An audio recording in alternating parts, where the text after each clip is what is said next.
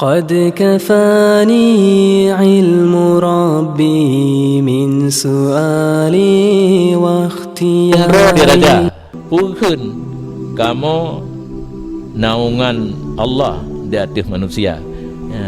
Kamu ya kaji keraja berarti tukang perluyurnya, guyu perluyurnya oleh Allah Ta'ala, guyu naungi hamba oleh Allah, pelindung.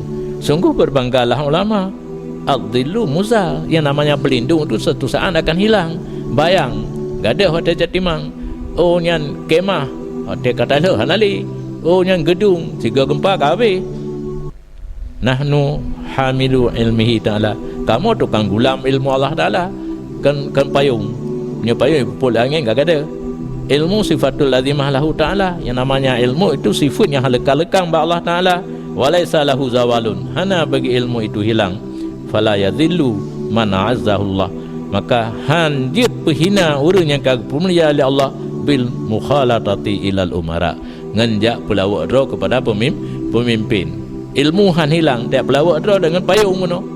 Senubut ilmu hilang, payung hilang, ilmu hilang. Ini mukhalatah. Mukhalatah kan kalau tabu bab iye deh. Mujawir dengan mukhadir kalau lain kan. Mak saya bet jilup prinsip pemerintahnya dalam jiwa adanya yang galom mukhalatah. Cuma bakna hanya galan meno hanya nak put ajak ayu tapi beda urut.